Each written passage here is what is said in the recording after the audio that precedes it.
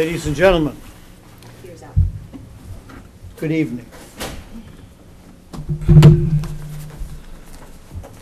I am Michael P. Marek. I'm the chair of the Zoning Board of Appeals of the Town of Orleans, and I'm calling this regular meeting of the Zoning Board to order.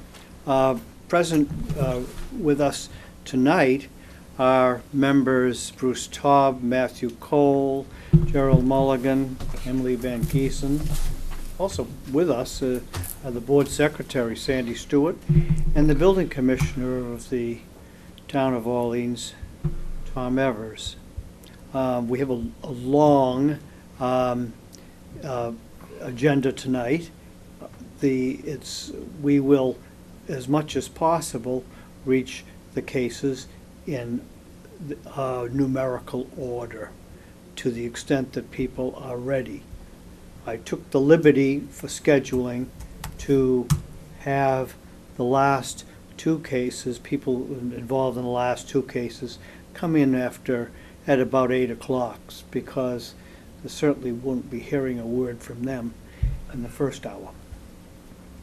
So, I think it would be in order for on our agenda is a consideration of the minutes of the meeting of May 16th, 2018. I'll entertain a motion to approve those minutes, and Mr. Mulligan moves. So is there a second? Second.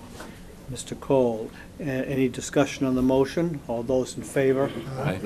Hold it. I just want to record how excellent they were again. Any discussion on the motion? It was wonderful minutes. Thank you. Very well. Any further discussion on the motion? All those in favor? Aye. Aye. And opposed? The motion carries unanimously. And probably with great approval, Mr. Taub. Thank you, sir.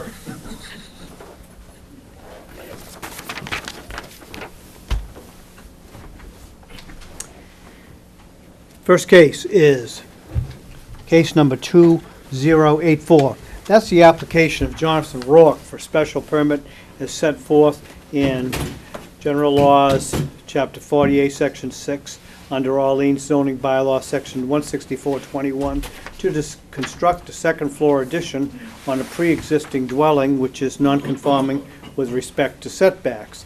This property is located at 15 Priscilla Road, Orleans map number 13, parcel number 77. Let the record reflect that Mr. Cole has excused himself from the consideration on this hearing, which leaves 4 members. Do you wish to proceed with 4 members? Yes, please. Very well. Then all members will vote on this application. And I should ask, has any member of who is going to consider this hearing had any communication with the applicant or any of the applicant's agents which ought to be disclosed or which would give rise to a conflict of interest? No positive response. Therefore, I declare that the board, as it's constituted, is indifferent and impartial. So let's hear from the applicant. What do you want from the board and why? For the record, my name is Jason Ellis, representing Jonathan Rourke. Mr. Rourke is sitting beside me here. He's the owner of the property. If you recall, last year we came before you to install a new foundation under the building. That work's been done. They lifted the house up, put a new full foundation under it, put the house back down on that new foundation. Mr. Rourke is hoping to be able to construct the second-story addition on the existing dwelling that would be about half of the footprint of the building. The footprint of the building's not changing, it's just going up. I calculated it to be 512 square feet of addition is what we're looking at. And that would be on the southwest side of the building, the side of the building that faces Priscilla Road. It's a pretty simple project, and I'll probably leave it at that. If you guys have any questions, let's see if we can answer them for you. So we need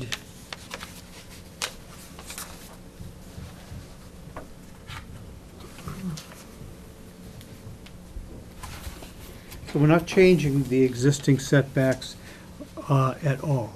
Correct. You're mainly creating an elevation, Correct. and you conform with the zoning bylaw concerning elevation? Correct.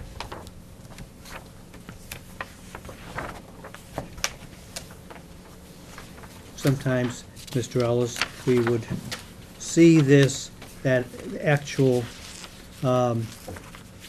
elevation on your Should be on sheet 8. Mr. McDonald's plans. Sheet A2 will show that from top of foundation to ridge, 23 feet. And there's detail there. That it does, and that answers my question.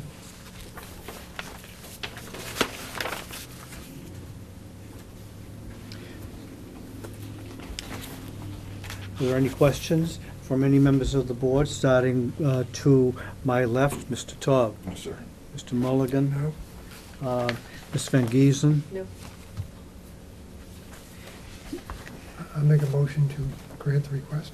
I need to ask whether, is anyone present in opposition to this application? Let the record reflect, however, that I have two letters, one undated from Barbara Crane Wigren, addressed to the board secretary, expressing inability to attend this hearing, mentioning that the Rourke family has been neighbors of hers on Nauset Heights for decades and was concerned with the giving a couple of examples which seem to show perhaps disregard of good neighborly conduct on behalf of the applicant. Ms.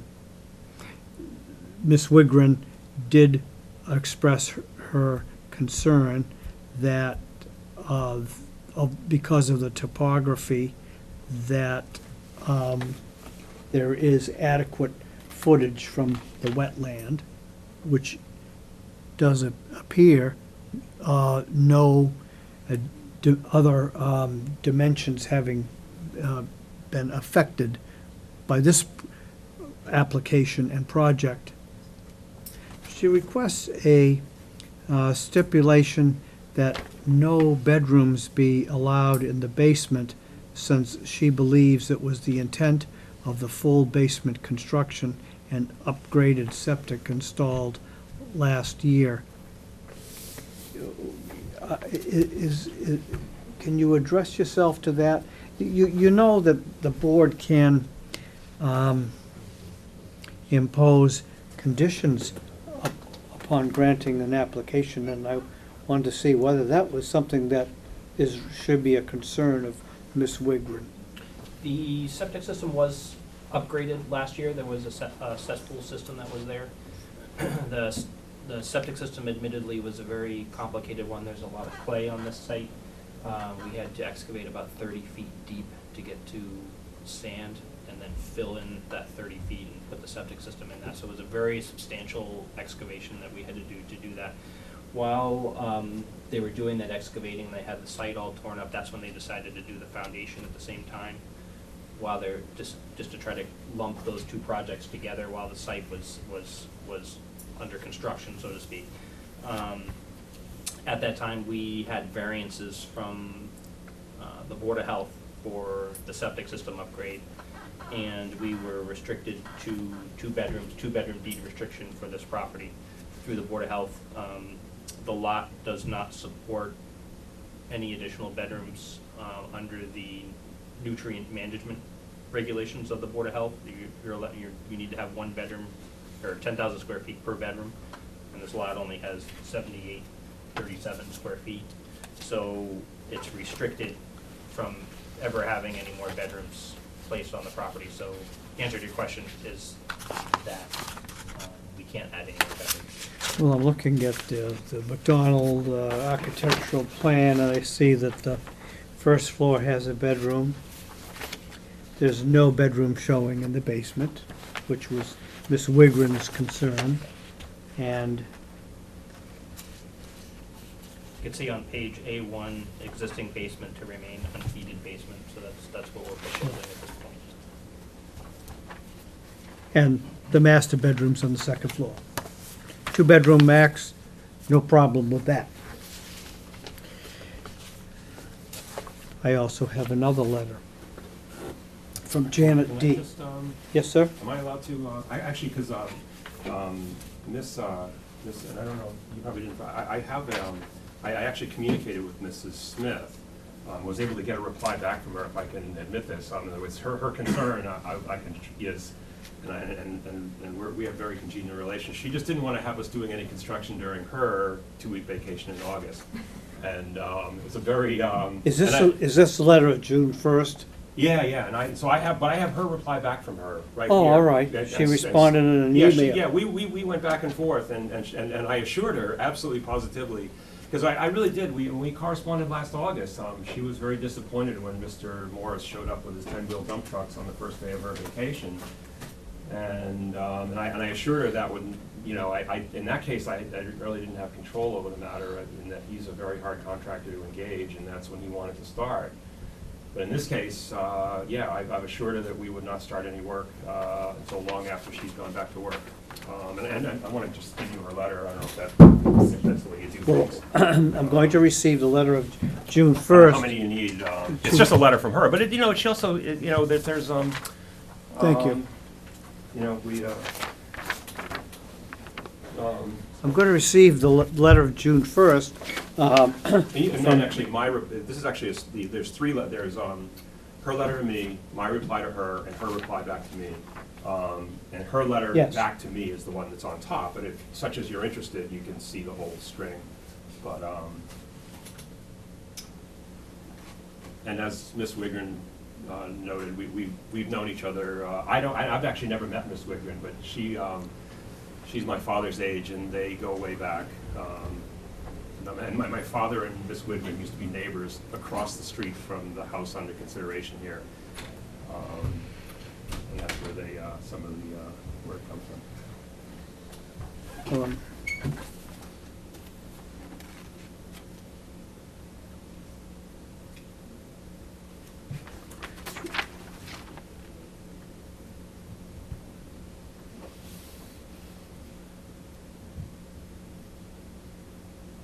I'm trying to determine, sir, whether Miss Smith has withdrawn her request that you don't start your work until October 1st.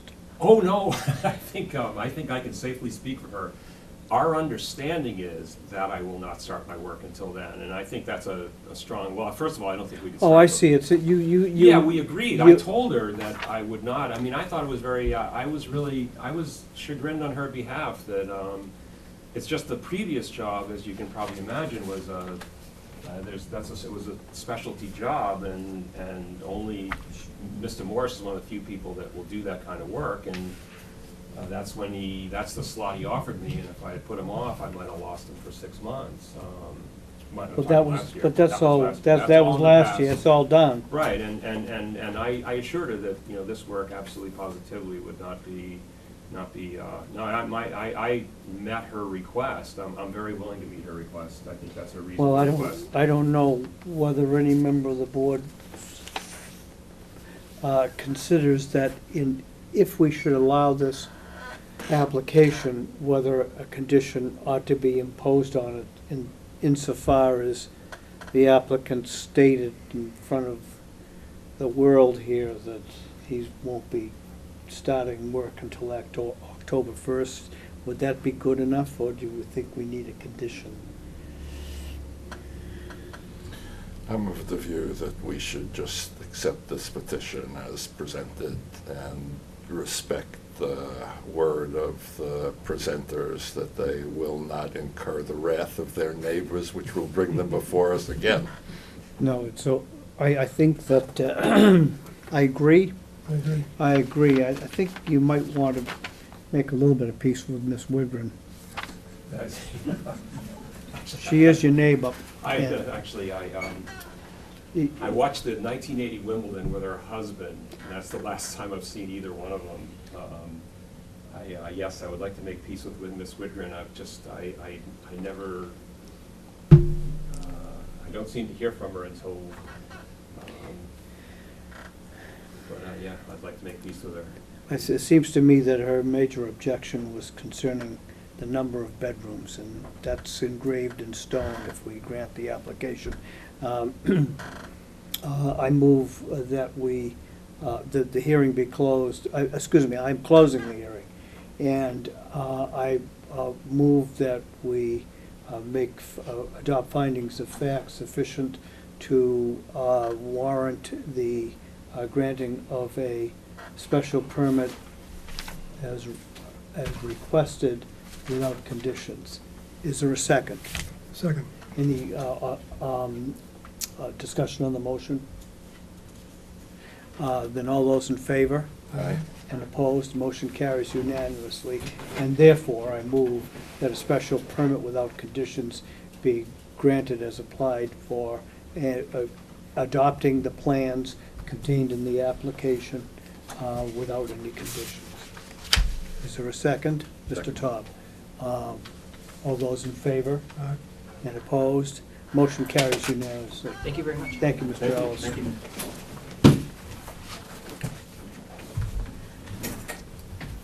Mr.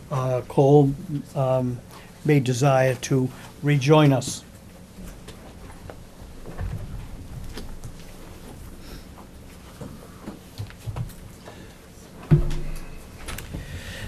Members of the board, we have been favored by the town with the Chapter 164, which is the zoning bylaw of the town of Orleans through April 2018 as a substitute for the Blue Book, which we had been using. That was good through April 2016. I might note, however, that town meeting did have 2 or 3 articles recently changing or adding to the zoning bylaw. That's, as sure as the sun rises in the morning, is not embodied in this issue. I think it's an addendum. Yeah. Oh, it is? Yeah. Yes. It's not bound, but inserted. So this is the official volume, and we'll be using this from now on. We have next in order is our cases 2085 and 2086. David Little is involved in those 2 applications and has requested that we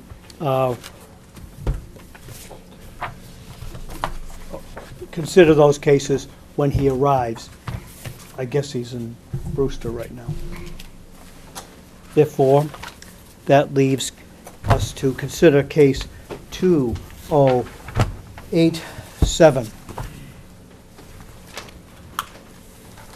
This is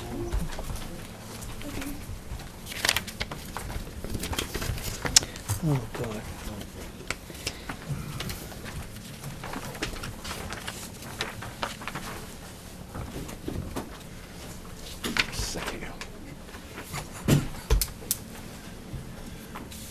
Recuse myself, Mr. Marnick. Very well. Let the record reflect that Mr. Taub has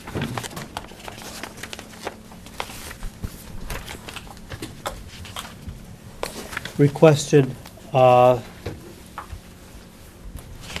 that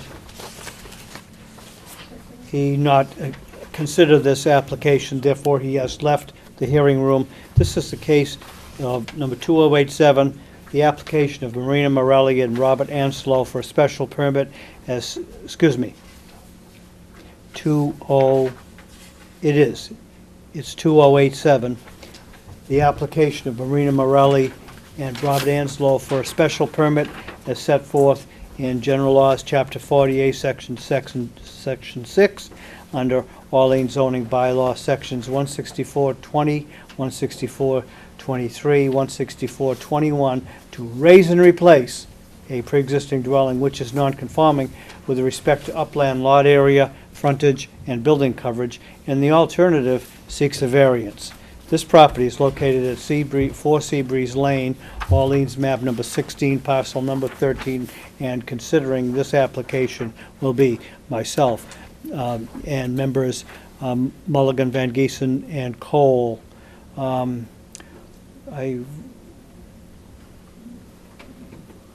wonder whether any member of the board has had communication with the applicant or any of the applicant's agents concerning the subject of this application, which ought to be disclosed to the public and the board, and which would and which might constitute a conflict of interest.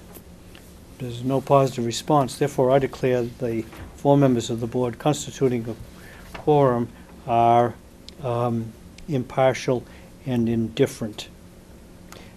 You may proceed. Thank you, Mr. Marnick, and good evening, everyone. My name is Ben Zender, and I'm an attorney at Orleans, representing the owners of the property. With me is coming from A-Line Architecture, who is the architect who designed the structure that we're presenting to you today. Before we get going, I'd like to just make sure that we're all looking at the same document. We had submitted, after the initial application, a supplemental revised site plan. It is dated May 11, 2018, and it's prepared by stamped by John Demers Jr. So that should be the plan you have in terms of a site plan, May 11, 2018. And then you should have before you, as prepared by A-Line Architecture, a series of plans, and I'll just read off the plan numbers just for the record. There's SP 1.1, which shows the outline of the structure. A 1.1, which is a first floor and foundation plan of the existing structure. A 2.1, which are the 4 elevations of the existing structure. A 1.1, which is the second floor. First floor plan. I'm sorry. Well, it's First and second. first and, yeah, thank you. It just had second on the left. It's first and second floor plans of the proposed structure. A loft plan, that's plan A 1.2. And then there are elevations south and west are on A 2.1, and north and east are on A 2.2. And then there are 2 photographs, the renderings by A-Line Architecture of the proposed structure on the site. And if you don't mind, Joy has just some photographs you'd like to present back to the board, and I think we have extra copies for anybody in the audience that are interested in looking at them. Not really. Okay.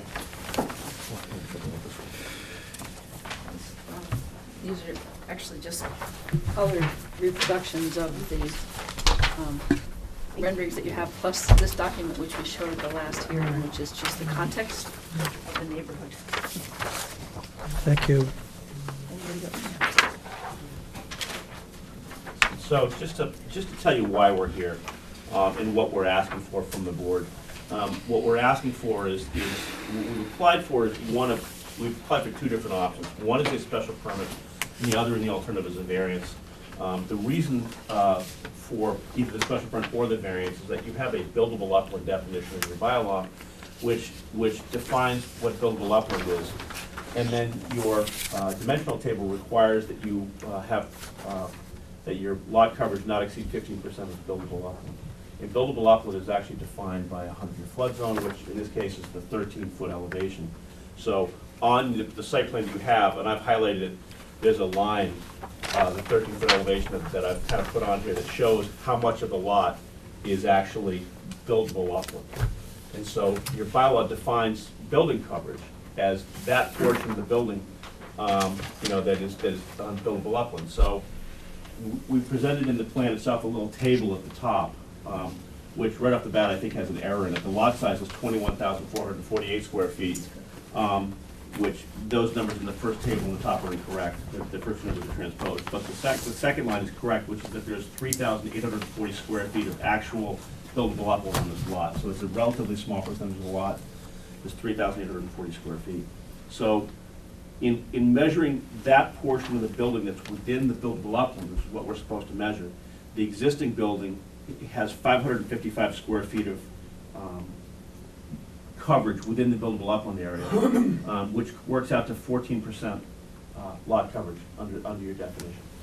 What we're proposing is a building that has 690 square feet of lot coverage within the buildable upland, which would push that from 14 to 18%.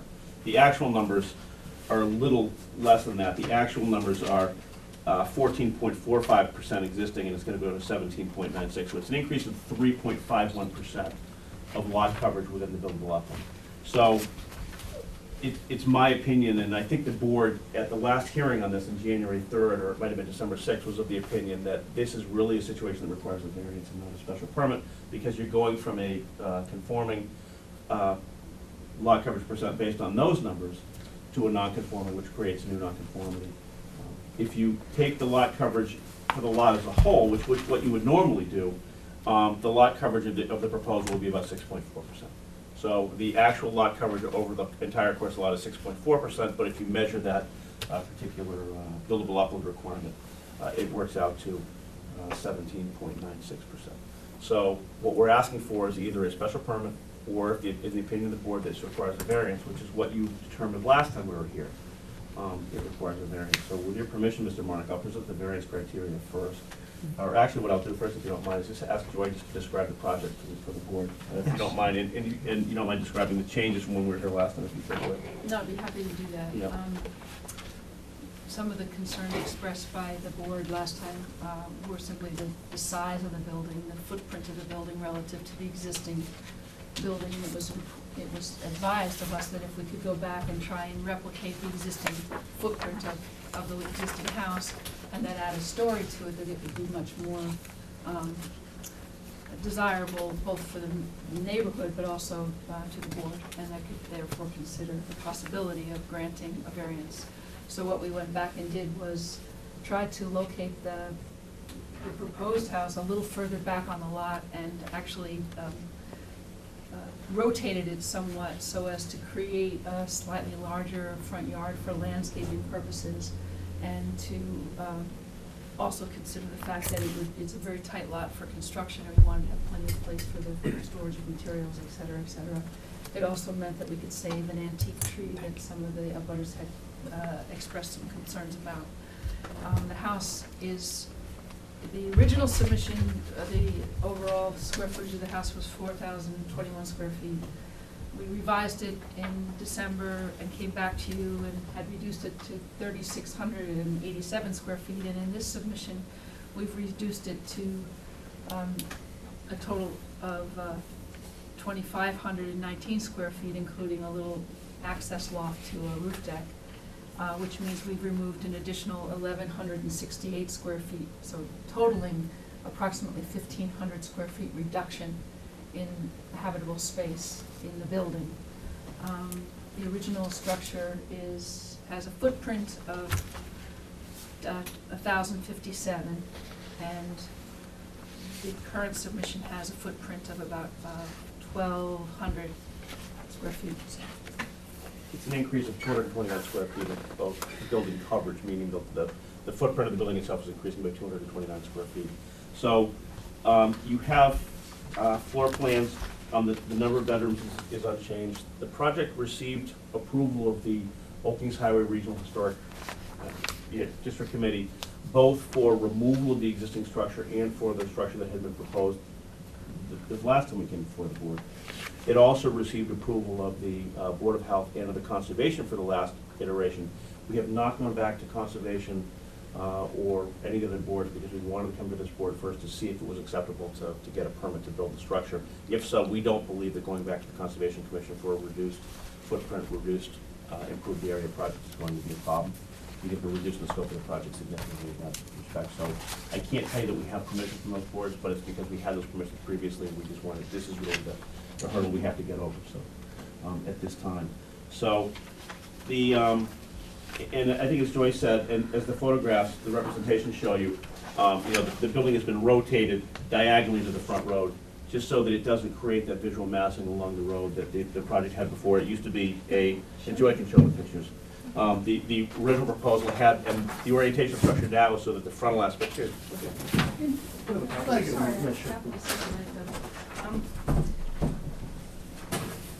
This was the previous submission. The original house was, the proposed house was parallel to the road and just met the setback. Now we're setting it back further on the road and canting it at a diagonal to the road, allowing us to have a lot of landscaping that will help to reduce the impact. The house, like the previous house, meets all the other zoning board requirements relative to setbacks and height restrictions, so it really is just this one area that we are here to discuss. So that's the sort of comparison. The back of the house, which is what faces the view or the rear of the house, is greatly reduced. Okay. I'd like to, with the chair's permission, Mr. Mark, I'd like to just address the variance criteria. And the reason I'd like to do that is because the board at a previous meeting had, I believe, voted, but if not had voted, had determined informally that this was not a project that would lend itself to a special permit because we were creating a new nonconformity above 15% of the lot coverage. You know, that's my memory, Mr. Zender, too. So if the board wants me to address special permit criteria at the end of the meeting, I'm more than happy to, but I'm trying to keep you moving along as well. No, I think that, Okay. no, I think we'll, So, I don't see any, we're treating this as a brand-new application, Mr. Zender, but We are. still, I don't see any reason to differ from Right. our previous approach. So with regard to the variance criteria, this property at only 555 square feet of building coverage within the buildable upland area, and again, it's this circular area above the 13-foot line, renders the lot very, very incapable of supporting any increased footprint or building coverage within the buildable upland area. It's at 14%, which means that if the applicant is forced to only consider what's within the buildable upland area, then they really are forced to have a very small building footprint. In fact, that footprint is actually roughly half the house that's there now.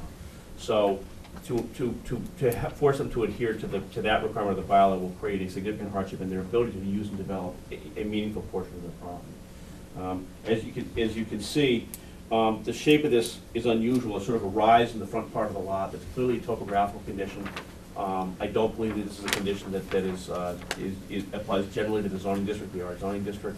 So it's clear that there's a topographical condition that affects this lot unusually, even insofar as it relates to other buildable upland cases. Most cases that I see, you have a wetland that moves its way up into an upland area. It's usually a line that runs through the lot, and behind a certain line, you get above a certain line.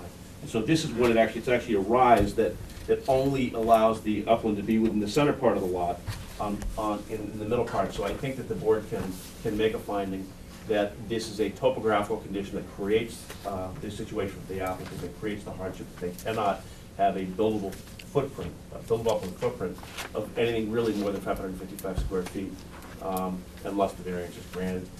I think that this can be granted without significant derogation from the spirit of the intent of the bylaw.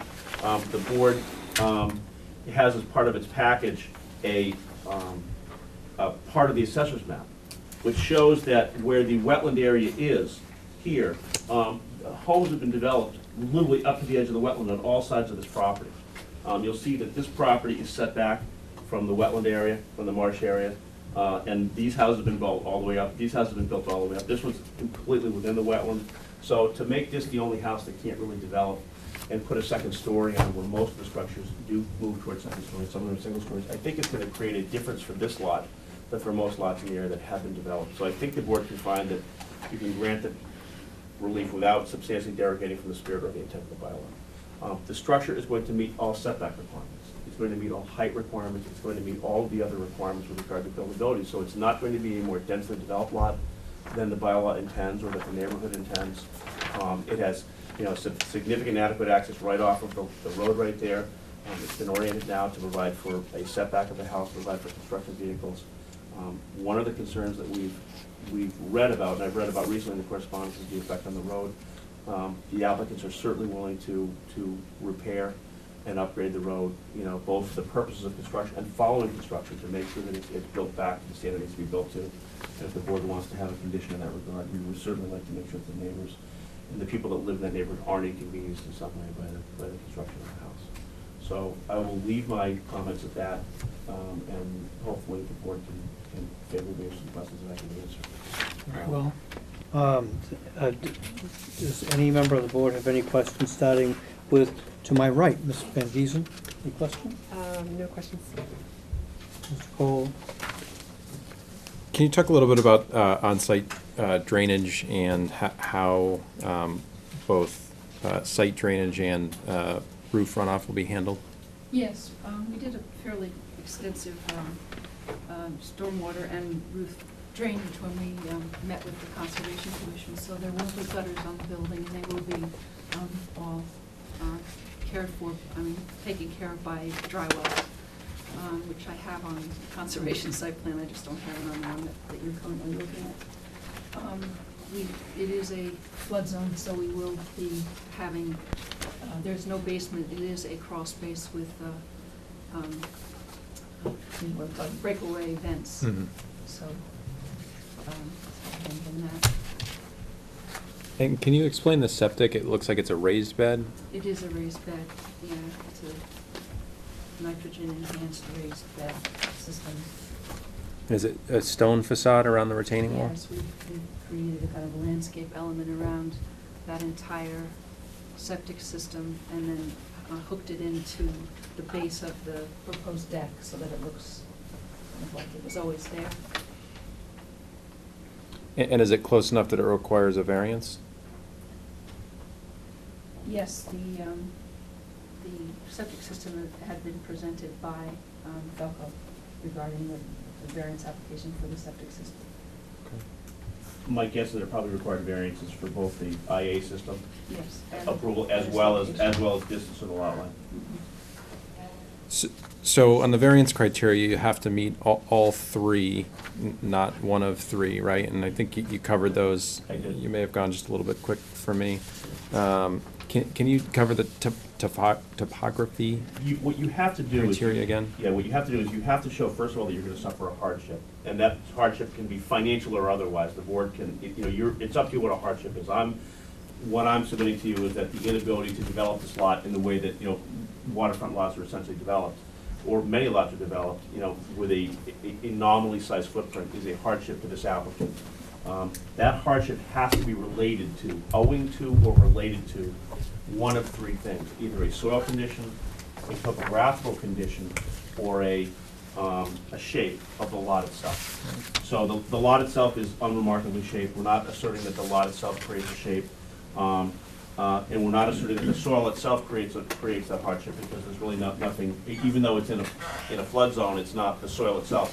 It's the topography of the lot that actually creates this buildable upland quandary. Meaning the area within the yellow here, I've just done that for my own purposes, that is the area that's buildable upland, and you can see it's not even a straight line across the lot. It's sort of a mound at the front part of the lot, which rises up above the 13-foot line. So what we're saying is that this condition affects this lot, but doesn't affect the residential district in general. So that's, the topography of this lot is unusual, is what we're saying. And the new nonconformity that's created, the 18%, Yep. 18% lot coverage, Mhm. would be, you said 6% if the entire lot? If you were to take the entire lot of 21,448, this building would have lot coverage of 6.4%. Okay, thank you. And that 18%, just so we're clear, that is the percentage of the portion of the lot that's within this area is 18%, and it's going from 14%. And the reason for that is because the building code doesn't count any area that's outside the building upland as part of your building coverage calculation. So theoretically, I think I said this in the last meeting, if they could push this building all the way out here, they would have 0% building coverage, which doesn't make any sense. You have to take it up with the Conservation Commission, but, my own sense, I think that this building coverage definition was really designed for the purpose of calculating buildable upland to make lots buildable. We don't want to create a buildable lot that doesn't include, buildable upland. If the buildable upland is also used for the minimum lot area calculation. So I think that's what it was. I don't think it was designed to create existing homes. It creates a backwards situation where if you move your house further into the wetland, you don't count towards building coverage. It doesn't make sense to me, but that's where we are. I'm beginning to suggest, I think, Mr. Zender, that the thrust of that zoning amendment was to give honor to the remapping of the floodplains rather than dealing with the niceties that what we're handling right now and have in 2 or 3 other cases. Mr. Mulligan, do you have any questions? Just on your point, I almost think it was not to take acknowledgement of the new flood plan. It's so much land taking in this town that it's really a land taking, the new flood plain, no question about it. Our toughest cases since I've been here have been around this issue with new definitions of, and I think the town was short-sighted to just continue that 40,000 upland, given the new new water lines in this town. I think we unconsciously took major takings all over this town that we will see for a generation as more houses come up that, we don't know what's out there, but as more houses come up to be changed, we're gonna see this all the time. I don't think it was, I think it was sort of unconscious. I think people realized how many lots are impacted by this new floodplain but maintaining the same buildable requirement. I'm not sure we would have gotten that situation. Having said that, Mrs. Zender's been very clear. I understand the issues. Thank you, Mr. Ward. May I ask if anyone present wishes to speak in favor of this application? What was that, sir? Is anyone wishing to speak in favor of this application? In favor of the application? Is there anyone wishing to speak in opposition to it? Yes. Yes, sir. Could you tell us who you are and? Mr. Ward. James Vaughn, 5 Long Street Lane, Orleans, Mass. Yes, sir. I have a letter from you, by the way. Yes, you do. I'm going to recognize that, but Thank you. you can talk anyway. No problem. Okay, here, I'll give you my chair as well. I have lived here for 52 years. I know that property. I know Mr. Franz developed that property. And I know he put that mound in there that they talk about, where the house is built now, because he traded the back lot for that purpose, which was supposed to be maintained, but was never maintained. I have voted, I'm a voter here for 20 years. I've lived here 52 years. I've paid the taxes for 52 years. And what I am opposed to is the height of the structure, which is 43 feet high. And I'm opposed to the square footage. It's 4,300 square feet. That's a little bit more than they have now. Is that correct? What is it now? Well, the proposal away, now, if there's ever, if the zoning board gives any relief to this applicant, they're stuck with, or they're required to comply with the papers they filed here. And this site plan, Mr. Mon, shows that the building coverage of the new building will be 1,366 square feet. 1,300? Yeah, now, if that's only the footprint. Yeah. So you may be calculating a second floor or an attic. Third with- floor they're talking about. All right, so, I'm opposed to a third floor. okay, I understand that. I can tell you that from the elevation of the proposed new home conforms with the zoning ordinance of the town of Orleans. Your objection, and we're considering this, is that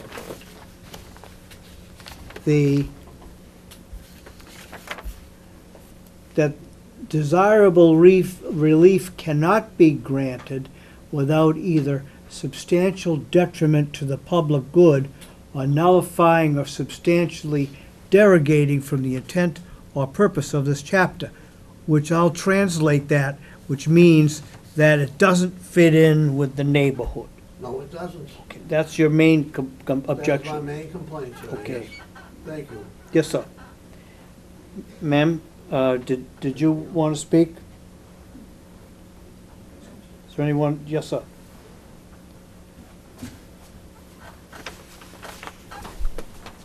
I'm Lee Klotz, directly adjoining property owner at 8 Seabreeze Lane, directly to the south. I tried to limit my comments tonight, but in previous meetings and tonight from Mr. Millen, numerous Skakit Beach neighborhood concerns have been expressed about the proposed 4 Seabreeze Lane project, both the previous one and what's proposed now. Things like house size, house location, house bulk, the various impacts on the neighborhood, safety, traffic, the roads, that sort of thing, visual impacts and much more. Obviously, the neighbors are upset and concerned with what's proposed. However, I don't think that's necessarily what's covered by the submitted special permit variance applications for the 4 Seabreeze Lane proposed project. Both the 2087 today that's under consideration and 2077 from last year that was withdrawn in the face of board non-support. Now, the applications appear, at least to me, to be very similar, and that's even down to the same lot square footage misrepresentations that Mr. Zender talked about earlier. They both seem to be of a throw it against the wall and see what sticks nature, seeking approval for a large home to be located at 4 Seabreeze Lane. Now, the Zoning Board of Appeals has spent considerable time considering the application and the proposed project. As you mentioned, Mr. Chairman, based on the ZBA discussion and implied action on case number 2077 on December 6th and January 3rd, it seems to boil down to the interpretation, definition, and calculation of the buildable upland coverage, whether it's the entire building footprint area or the upland portion of the building area. And then how much coverage above the bylaw 164-21A5, 15% is too much. Now, the case number 2087 proposal is either 36% coverage for total building footprint or 17% coverage for the buildable upland portion. And I took those numbers from the submissions that I saw. Now, they represent reduced coverage percentages reflective of a somewhat smaller 4 Seabreeze Lane proposal. But nothing in the application addresses the fact that a more substantial portion of the house is now in the more environmentally sensitive lowland portion of the lot. Yes, the square footage of the footprint is less, but where it's located, it's pushed back into that environmentally sensitive lowland area. Well, Mr. Yeah. Klotz, that's not really the business of the zoning board, is it? I know, well, and I think that it has a bearing Okay. on how the numbers, the percentage of that coverage that you're proposing to approve or disapprove by variance. I think it does have a bearing. Now, for example, case number 2077 had 623 square feet, 32% of the house footprint located in the lowlands. Case number 2087 has 719 square feet, 53% of the footprint of the house located in the lowlands. And, as I say, since it's pushed further back and up into the environmentally sensitive area, this doesn't include the proposed screened porch and deck area, which appear to be approximately the same square footage area of the proposed footprint of the house. And they will be located primarily in the lowland area. You can see this on, I think it's A1A, I don't remember which one of the pictures that you've got. And I think that it seems, again, to boil down to what is the correct calculation of buildable upland coverage, and how much in excess of the 15% is too much. Last time, 35% was noted as not warranted, and the exact quote was, I think from you, Mr. Chairman, a substantial derogation from the intent and purpose of the bylaw chapter 16421. So I think that, again, I hope that you're going to consider that and consider where that percentage is and where it's coming from. That's important. Very well. Thank you very much. Thank you, Mr. Klotz. Mr. Claus, I have a question. Certainly. If this were a one-story house, would you make the same argument? It's a Possibly. little disingenuous, your argument. Well, no, I think that now, if I look in my backyard right now, and the marsh, lowland, swamp, tidal flat, whatever we want to call it, is knocking on the back door of my garage. And so anything, this is why now that I look at it, it becomes even more of an impact on me environmentally. And I think that's a concern. The back of the 4 Seabreeze Lane lot, this will surprise you, had some water in it, in the part that normally would be mowed on Monday when we had, what, 1.5 inches or 2 inches of rain. So that's not normal. But the water's there and it's moving up, and a concern that more development in that lowland, it's gonna have an impact on me. The elevation of my house is below what 4 Seabreeze Lane is. So yes, it does probably even a 1-story changing and reworking the contours and that sort of thing is gonna have an impact, and I'm gonna be concerned. Thank you. Is there anyone else wishing to speak concerning this application? Yes, ma'am. Yes, I just want to say one thing. yes, ma'am. Gentleman mentioned that there are other houses bordering the area, the marsh area. And that's true, that they were built and we were built a long time ago, when people didn't even realize that. And that they were so close to the marsh, and they shouldn't be.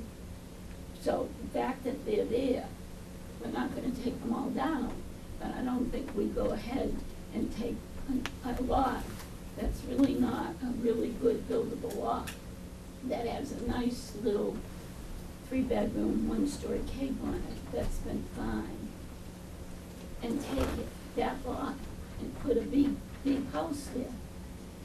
I mean, we know more now than we did then. We built in 1974, and the other houses along the way. Sure, And there have been that's right. 3 other takedowns in our neighborhood, but 2 of them had to stay on the footprint. And the other one that didn't, that house had 2 houses on it. They took one down completely and then built one house for the back. So I just think it's overuse of this lot. Very well. What's your name, ma'am? Judith Moore. Judith Moore, and I have, That's I'm all. receiving a letter from yourself, Mrs. Moore, and your husband, James, dated May 31st, 2018, which in substance is concerned that a much larger and taller structure is wrong for the land and the neighborhood and the town, and you're also concerned about the maintenance of the road, a private road, being Franz Road, that's been maintained by the owners using it at their expense, and it was recently graded. I'm receiving this letter as an exhibit. I also have a similar letter dated June 5th, 2018, from Kathleen Parker. Ms. Parker encloses an invoice by GFM Enterprises, which looks as if It's for the work that was done for $3,000 on Franz Road. Or maybe it's an estimate. So maybe some work has to been done. No, it isn't done. It has been done. Just finished. Okay. But That would be something which the neighbors we all pitched morally ought to be pitching in and sharing. Anyway, Miss Parker's letter says, among other things, that she wants it to be a part of the official record in this case, which we will do. And that the house in this case, number 2087, is smaller in size and in a different location. She conceived that the same problem exists that caused the failure of the earlier application. She said that the proposed coverage is once again making a mockery out of existing regulation that the townspeople voted into law and expects the board to uphold. And although, as you mentioned, Ms. Mon, although many people in the Franz Road, Seabreeze Lane neighborhood were required to remain on their original footprints, this project expects to be able to disregard that parameter altogether. This plan shows that at least some of the existing house does lie in the floodplain. Now, there'll be a different proportion, and that's what you're objecting to, is it's the shift in size and quantity of, that shifted into that pond. so, which is probably, and Miss Parker goes on to explain that the Franz Road is a private sandy road and has heavy foot traffic with children, and that's, their safety is of great importance. And she's concerned that Franz Road, during the period, at least after the construction, be restored to the same condition it is now. The board has to protect the neighborhood by requiring the owners of Seabreeze Lane to repair the expected damage that will occur from the heavy truck traffic during construction. I have also a letter from Joseph McMahon, and he says, dated June 5th, 2018. He owns the property directly across the road from 4 Seabreeze Lane, and he wants to be on record that he remains opposed to any variance, that the scale of the project is a substantial departure from the intent of the zoning bylaw, that the proposed construction project at 4 Seabreeze Lane will be 3 times larger than the original structure. No one seems to be objecting to that calculation.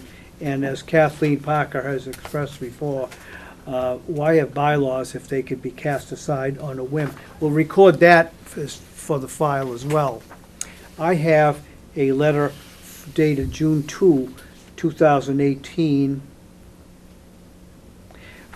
under the signature of Mary and Charles Holden.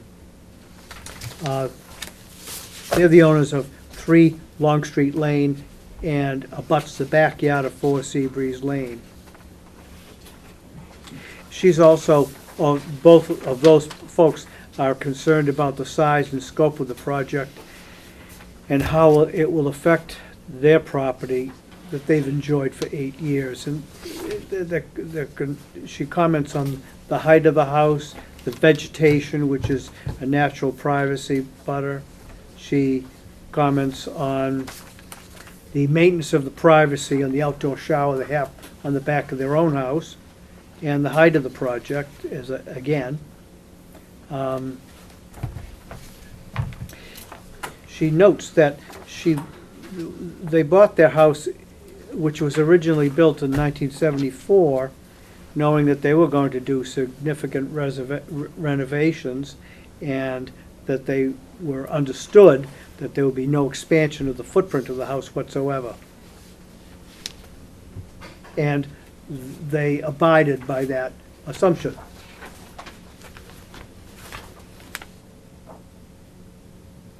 She feels that the use of the word hardship, which is one of the standards for the granting of a variance is offensive when, if you examine the scope of the project.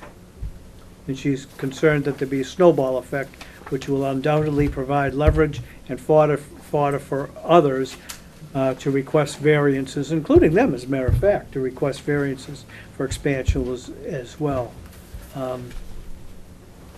And she kind of is aggrieved by the fact that she didn't come in looking for relief because she didn't think that she could.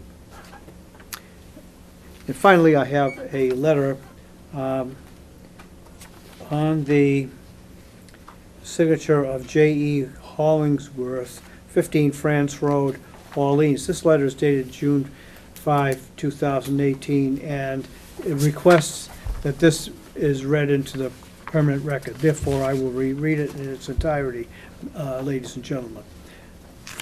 As an abutter to 4 Seabreeze Lane for 35 years, sharing very similar topography, realities, and challenges, I would like to raise the following concerns.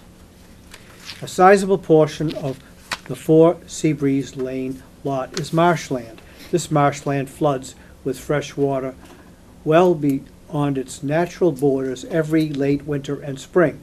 When there are unusually high tides, such as in March of this year, the water table rises considerably higher than normal and further floods all land on its borders. A large portion of the 4 Seabreeze Lane property was flooded to within feet of the current foundation and partially up the existing driveway close to where the new septic system is proposed. Have these realities been assessed? Next bullet point. As I recall, my first experiences with this entire Skakit Beach area began in 1955. A portion of the lot in question was filled in prior to the construction of the existing house. How stable is this site? Next bullet point.